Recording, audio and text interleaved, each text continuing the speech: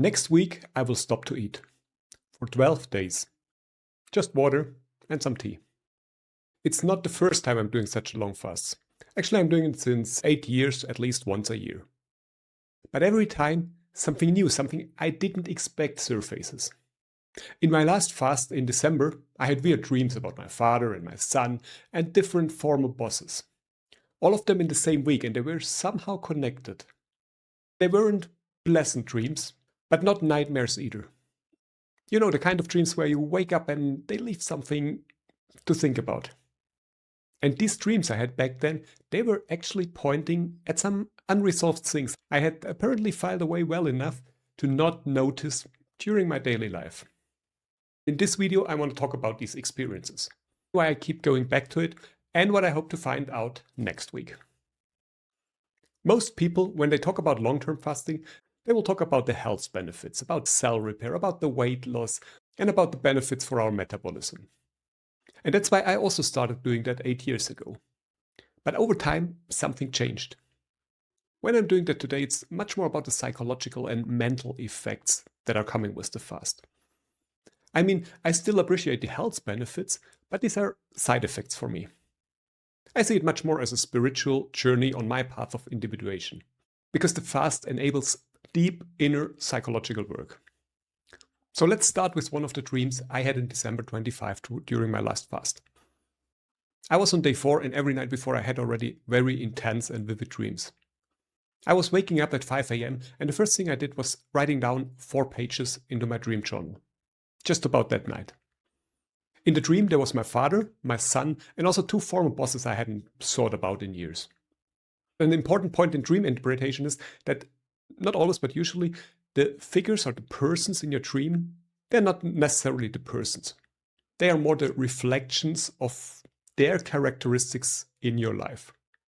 For example, in this dream, my father and also the bosses, they stand for the more authoritative parts in myself, while my son is reflecting my child. Jung calls it the pure, the childish parts within myself that I somehow probably pushed away because they didn't serve me anymore.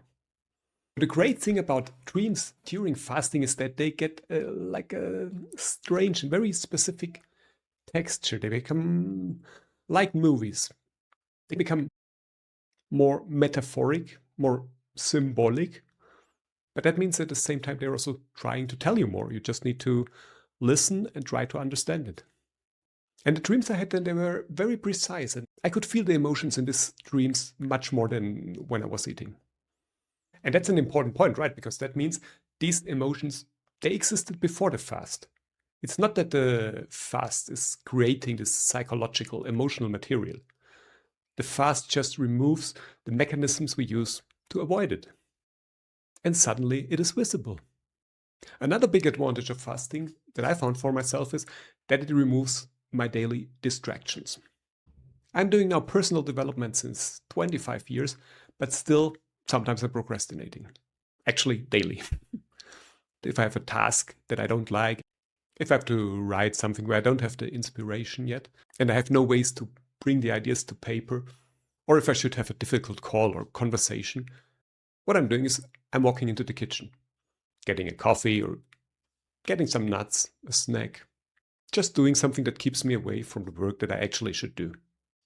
I'm not doing that because I'm hungry or thirsty, just to remove the discomfort. When I'm fasting, I don't have this option anymore. There's nowhere to go. Nothing is waiting for me in the kitchen. So I have to sit with what I was actually trying to avoid. Until it works. And it does work. You just have to be patient.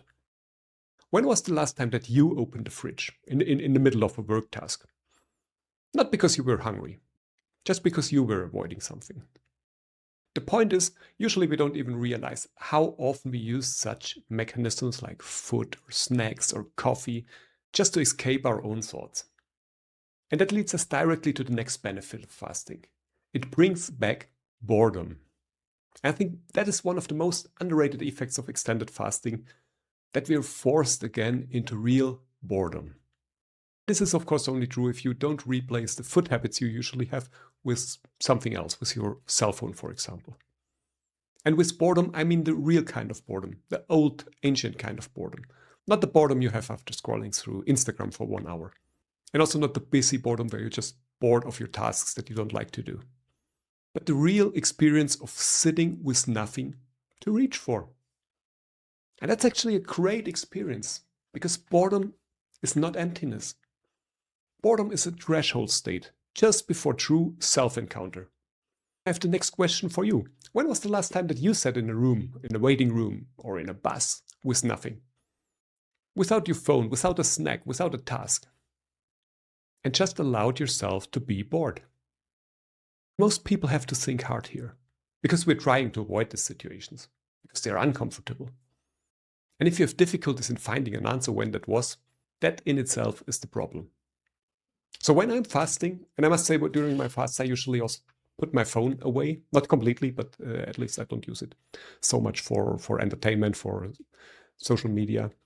And there's nothing to eat and no reason to move. Then this kind of boredom arrives faster than expected. And in the beginning, it feels weird, right? But then you start to accept it. And you don't try to fill it anymore with something. And then suddenly, or actually not suddenly, but slowly, something shifts. The restlessness that was there before settles into something quieter. And in that quiet, the things start to come up, they surface. I think that's a huge problem of our society today. We eliminated boredom. But we didn't eliminate it to be more productive. We eliminated it because of what tends to show up when we allow it. We don't like that. But it's important to stay in the boredom. And when you get through the boredom, then you reach something real. So the phenomenon of having more vivid dreams, it's not just something I discovered during my fast. It's also something that's consistent with how the unconscious works and communicates. In Jungian psychology, dreams are the primary language of our shadow. And when we are fasting, we significantly amplify the signal. In my case, it's really clear. So usually when I'm not fasting, I write about half a page max in my dream journal. So this is my dream journal here, this entry of my dream journal. But when I'm fasting, I write up to 4 pages filled with dense and deep material. And these are important messages from my unconscious, from my shadow. And I'm still working with this material 6 months later now. The material is there. It just needs to be released. Beside the psychological explanation for that, there's also physiological. One of the biggest systems in our body is our digestive system.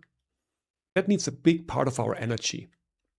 And since we're eating in the evening, it also works at night. But when we are fasting, there's nothing to digest. And so this energy becomes available for something else. There's another interesting effect I discovered since December, since I did my last fast. It was actually in the time after the fasting, but I'm sure it's related to it. Something unexpected has been happening. So sometimes it's during normal daily life, can be while I'm talking with my family or while I'm just walking outside with my dogs. My mind suddenly slips away for a few seconds into what feels like dream material. It can be a scene or an atmosphere that's almost identical with what I had in the dreams days before. Maybe it's best to describe it like a short vision.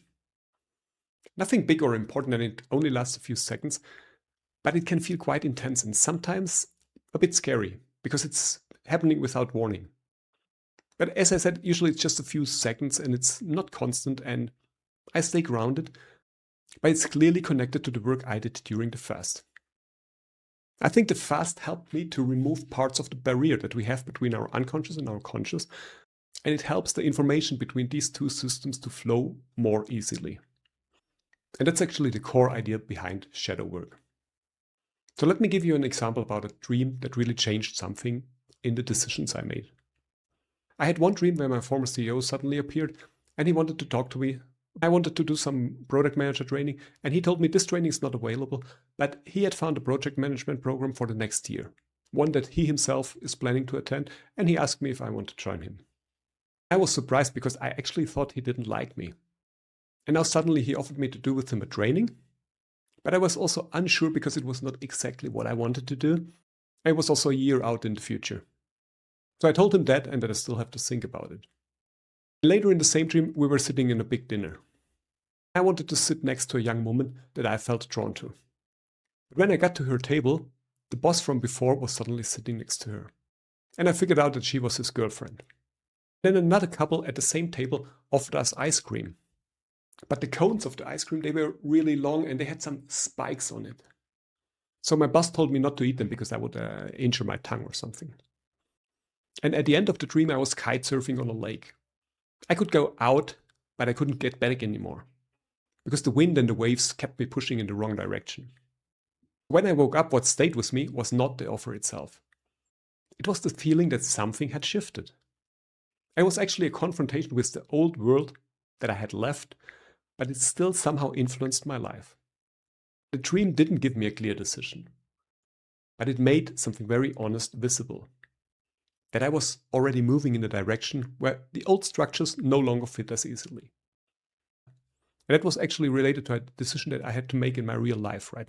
Because just before that dream, I got a job offer. And it actually sounded interesting, but that would mean that I had to put less focus on my own business and go slightly back to where I've been. The dream helped me to understand that I'm actually on the right way and that I should stay on my track and not go back, even if it has some advantages. And these are actually the moments why I fast. Not to prove anything to myself, but because I trust the result, I trust my unconscious, and I trust what it shows me.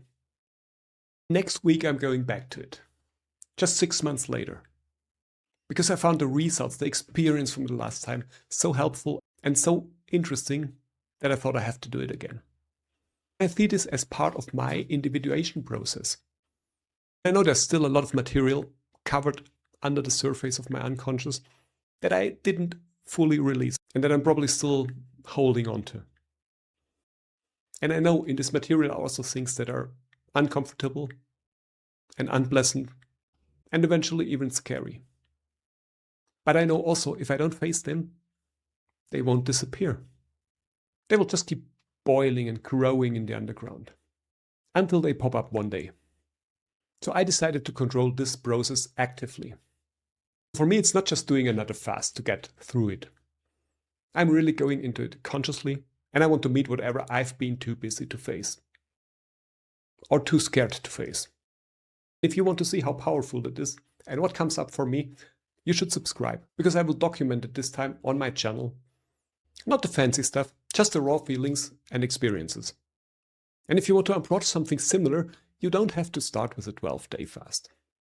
There are also shorter and easier versions of this principle. You could start with a day without the phone, a week without alcohol, or eating only when you're really hungry. The mechanism is always the same. If you remove the escape hatch, something will surface. If you take your individuation journey seriously, you have to create such situations. You have to create space for your unconscious to surface, to send its messages. Subscribe to see how this works. 12 days, I will talk about the dreams, the difficult days, and how I'm sitting with the challenges. I don't know yet exactly what's waiting for me. But after 8 years of doing this, I trust that it's worth finding out. See you next week.